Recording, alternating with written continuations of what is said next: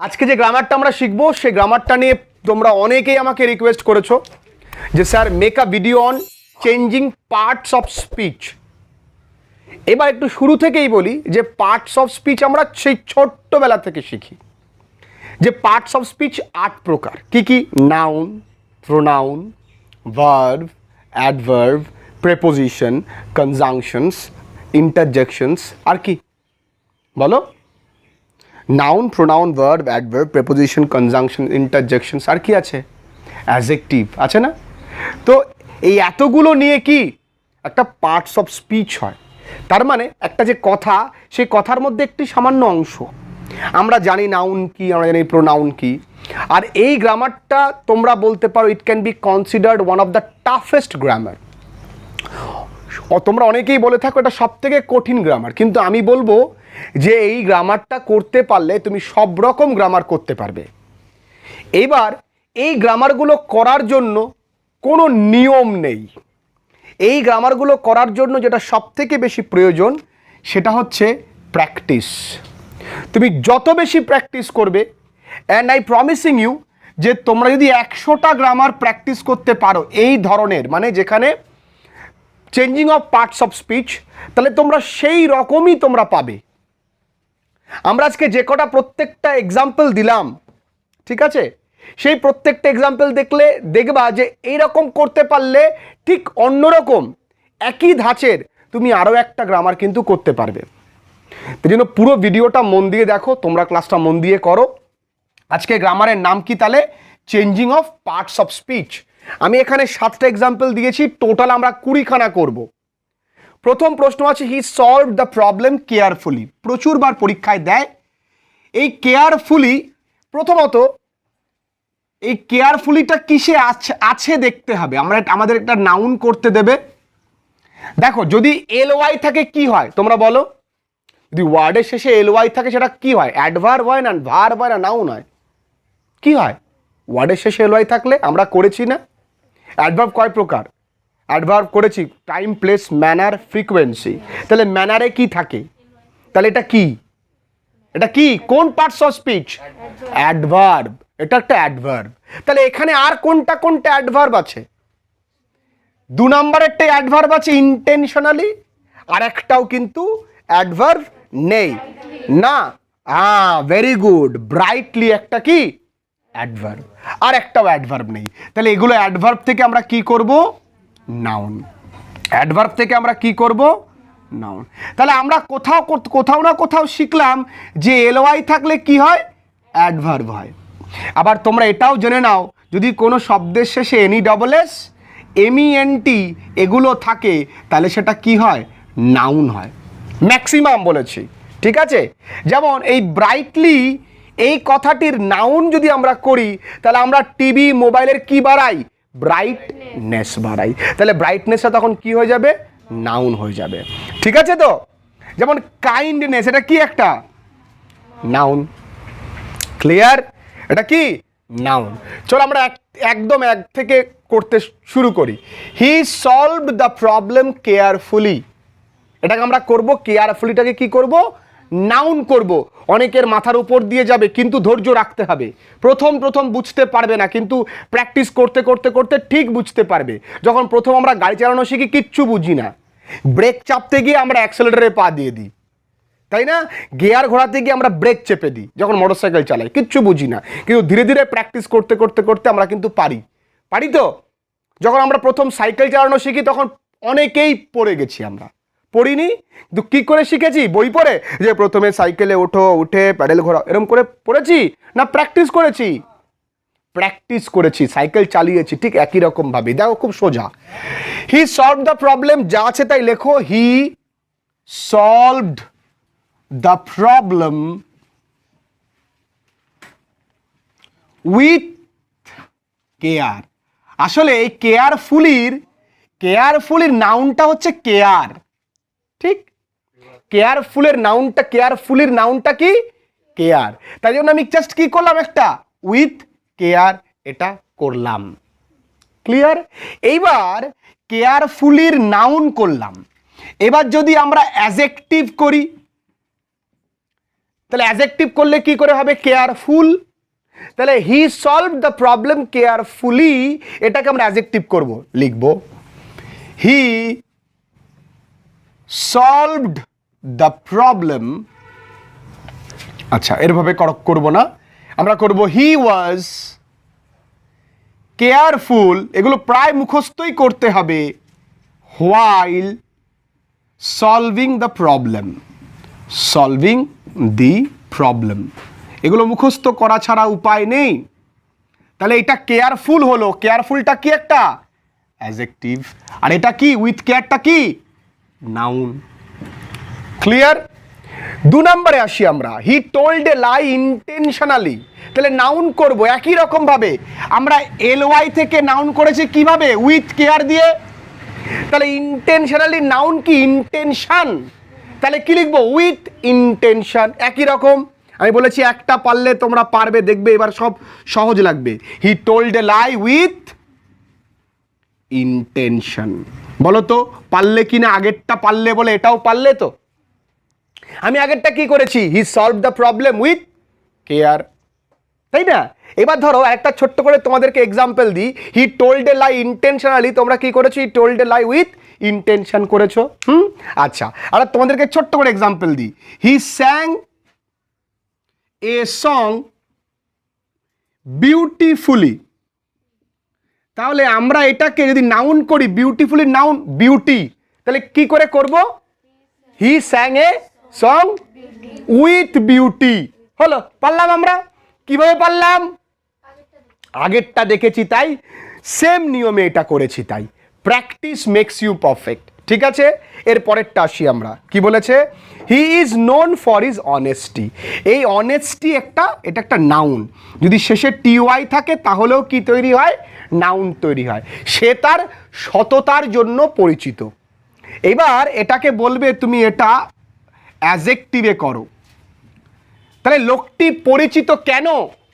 লোকটি সৎ তাই, সততা এর অ্যাডজেক্টিভ হচ্ছে সৎ। তাহলে he is known as he is honest. আমরা অনেস্টিটাকে কি লিখলাম? অনেস্ট।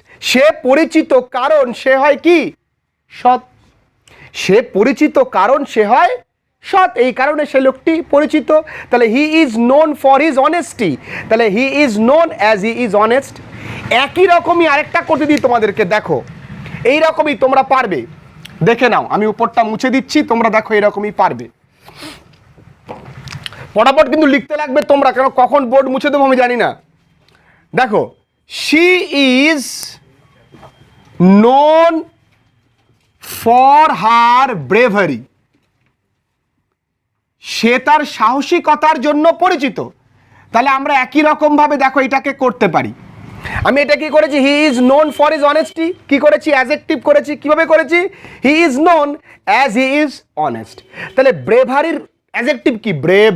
তাহলে কিভাবে করতে পারি? She is known as she is brave. কঠিন কিনা? কঠিন লাগলো? তাহলে she is known as she is brave. বলো কঠিন লেগেছে? একটা করতে পারলে সেম নিয়মে আমরা কিন্তু অনেকগুলোই করতে পারি। ঠিক আছে, ফটাফট লিখে নাও, কারণ আমাদের কিন্তু এরপরে আরো নিয়ম আছে। আচ্ছা দেখো, একটু আগেই তোমরা করেছো এলওয়াই থেকে যদি আমরা নাউন করি তাহলে তার একটা শব্দের আগে কি আনতে হয়? উইথ আনতে হয়। আচ্ছা, ব্রাইট শব্দটা নাউন কি? আমরা একটু আগেই বললাম, ব্রাইটনেস। Very good. তাহলে দ্য সান শোন উইথ ব্রাইটনেস। কঠিন? দ্য সান শোন উইথ ব্রাইটনেস। কঠিন কিনা বলো? পারলে করতে, দেখো অটোমেটিক তোমরা কিন্তু এটা করতে পেরে গেছো। লিখে নাও, দ্য সান শোন উইথ কি? ব্রাইটনেস। BRIGHTNESS। ফটাফট লেখো। এরপরে অনেক কাজ আছে, আমরা অনেকগুলো প্র্যাকটিস করব।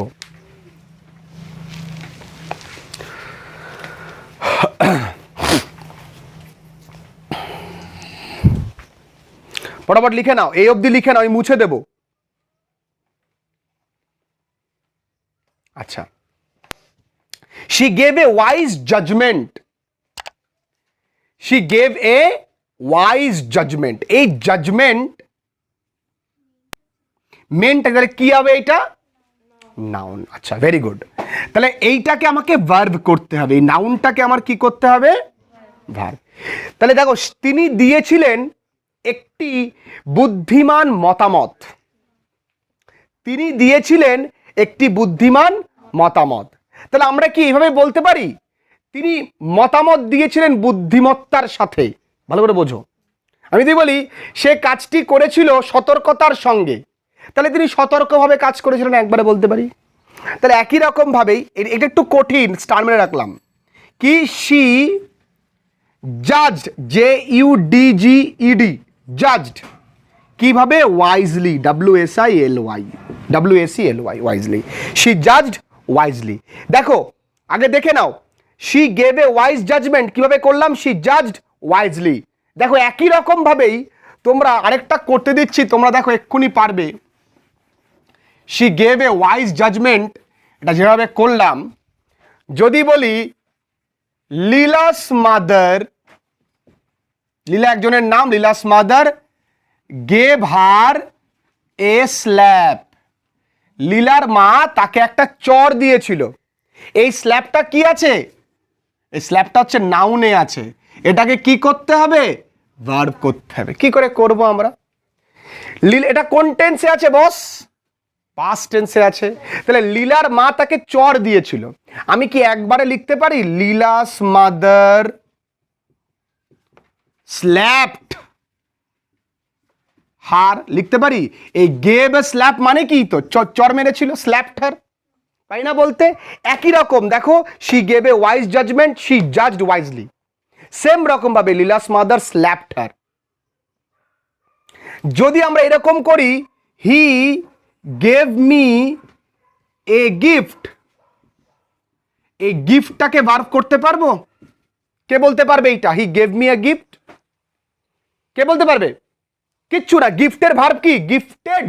তাহলে কি হবে? হি, ভেরি গুড, একটু জোরে বলো তোমরা, হি গিফটেড মি। পারলাম? কতগুলো প্র্যাকটিস করার পরে পারলাম? 3-4টে প্র্যাকটিস করার পর। এটা এতটাই একটা সেন্সিটিভ জিনিস, বাড়িতে গিয়ে কিন্তু দেখতে হবে। আমরা কি করে পারছি? আমরা প্র্যাকটিস করে করে করে করে করে করে করে করে 2-3 বছর, 5 বছর, 10 বছর পর আমাদের এখন কোনোটাই আটকায় না। তোমাদের এত সময় নেই, 2-3 বছর 5 বছর প্র্যাকটিস করতে হবে, তোমরা বুড়ো হয়ে যাবা। তাই তোমাদের এখনই প্রচুর প্র্যাকটিস করতে হবে, ঠিক আছে? দেখো একটার পর একটার সঙ্গে ইন্টারলিঙ্কড, বুঝতে পারছো? এবং এতটাই সেন্সিটিভ যে তুমি কিন্তু আজকেই বাড়িতে দেখবে, খুব মাইনিউটলি তোমরা ক্লাসটা করবে। ওকে, ফাইন। আচ্ছা, এর পরেরটা আসি আমরা। She spoke with kindness. বলো তো এটা কিসে আছে কাইন্ডনেসটা? নাউন না ভার্ব না অ্যাডজেক্টিভ? সাধারণত পরীক্ষায় কি কি দেয়? হয় নাউন করতে দেয়, নয় অ্যাডজেক্টিভ করতে দেয়, নয় অ্যাডভার্ব করতে দেয়, বা ভার্ব করতে দেয়। 4টে। নাউন করতে দেবে, নয় ভার্ব করতে দেবে, নয় অ্যাডজেক্টিভ করতে দেবে, নয় কি করতে দেবে? অ্যাডভার্ব বলেছি তো, এই 4টে করতে দেবে, ঠিক আছে? কাইন্ডনেস এটাকে তোমার এবার অ্যাডভার্ব করতে হবে। এতক্ষণ আমরা উল্টো করছিলাম না? বিউটিফুলি অ্যাডভার্ব থেকে নাউন, একই রকম ভাবে হি স্পোক উইথ কাইন্ডনেস, তাহলে উইথটাকে আমাকে তুলতে হবে। তাহলে he spoke kindly, very good, বুঝতে পেরেছিস? তাহলে হি স্পোক, মামা বুঝতে পারছিস উল্টোটা কি করে হচ্ছে ইজিলি? দীপ বুঝতে পারছিস? হ্যাঁ দিব্যেন্দু, দিব্যেন্দু বুঝতে পারছিস তো? হি স্পোক কাইন্ডলি, বুঝে যাবি, ভয় পাওয়ার কিছু নেই। উল্টো করলাম, হি স্পোক কাইন্ডলি। তাহলে উল্টোটাও কিন্তু আমাকে একই রকমভাবে মনে রাখতে হবে। কাইন্ডলিকে যখন আমি নাউন করবো, হি স্পোক উইথ কাইন্ডনেস, ঠিক আছে? এই গ্রামার কিন্তু কেউ খুব একটা শেখায় না, আমি তোমাদেরকে শিখিয়ে শিখিয়ে কিন্তু প্র্যাকটিস করাচ্ছি। চলো লিখে নাও। He pretended to be falling asleep. এখানে এই প্রিটেন্ডেড এটা কিসে আছে বলতে পারবা? ভার্বে আছে না নাউনে আছে? তুই বলেছিস পাস্ট, তাহলে পাস্ট মানে কি? এটা তো ভার্ব। তুই এটা কি দেখে বুঝেছিস? ভার্বটা দেখে বুঝতে পেরেছিস পাস্ট টেন্সে আছে। যদি I told you a lie, told দেখেই তো বোঝা যায় এটা পাস্ট টেন্সে। তাহলে টোল্ডটা কি? ভার্ব ছিল, তাহলে এটা কিসে আছে? ভার্বে আছে। তাহলে আমি করব কিসে? আমি করব নাউনে। তাহলে আমাকে জানতে হবে এই প্রিটেন্ডের নাউন কি। প্রিটেন্ডের নাউন হচ্ছে প্রিটেনশন। প্রিটেন্ডের নাউন কি? প্রিটেনশন। কিন্তু এটা একটু কঠিন, কিভাবে করব? He made a pretension. He made a pretension of falling asleep. কথা বলো না। He made a pretension of falling asleep. তাহলে প্রিটেন্ডেড এই ভার্বটাকে পরিবর্তন করতে গেলে, মানে প্রিটেনশন আনতে গেলে তোমাকে নতুন একটা শব্দ আনতে হচ্ছে, কি সেটা? মেড। ঠিক আছে? তাহলে কি করলাম? He pretended to be falling asleep, করলাম he made a pretension of falling asleep. এই একই রকম আরেকটা এক্সাম্পল দেবো। লিখে নিয়েছো তোমরা উত্তরটা? চলো একই রকম একটা এক্সাম্পল দিই।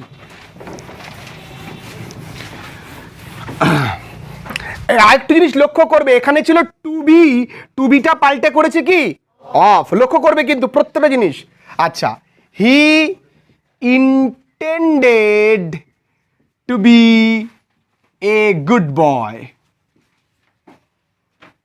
হি intended to be getting it, এরকম থাকুক। আচ্ছা, তাহলে ইন্টেন্ডেড কিসে আছে? ভার্বে আছে। আমাকে করতে হবে কি? নাউন। তাহলে ইন্টেন্ডেডের নাউন কি? ইন্টেনশন। Very good. তাহলে হি মেড অ্যান ইন্টেনশন। এ নয় কেন? আইটা কি? ভাওয়েল। তাহলে he made an intention. Very good. তোরা তো ছোটরাই পাচ্ছিস। Of getting it. Very nice. শুধু বুদ্ধিদীপ্ততার সঙ্গে বুঝতে হয়, তাহলে সবাই সব কিছু পারে। He made an intention of getting ইট। তাহলে একটা করলে সেই রকম আমাকে আরেকটাও কিন্তু প্র্যাকটিস করতে হবে, তবেই আমি পারবো। ক্লিয়ার? লিখে নাও সবাই ফটাফট করে। এরপরে আরো পরবর্তী এক্সাম্পল দেবো। আমরা মাত্র 7টা করলাম, যদিও 7টা নয়, প্রত্যেকটার সঙ্গে একটি করে ইন্টারলিঙ্কটা আমরা করেছি, তার মানে 14খানা করেছি। তা সংখ্যায় তো বড় কথা না, আমরা আরো প্র্যাকটিস করব। তো হি looked at me with indifference. First প্রশ্ন, এটা উইথ ইনডিফারেন্স যদি উইথ দিয়ে থাকে আমরা জানি এটা কিসে আছে?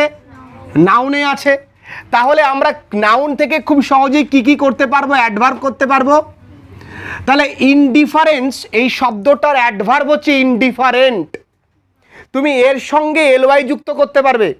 তুমি ইনডিফারেন্সলি বলতে পারবে না, তুমি বলতে পারবে কি? ইনডিফারেন্টলি।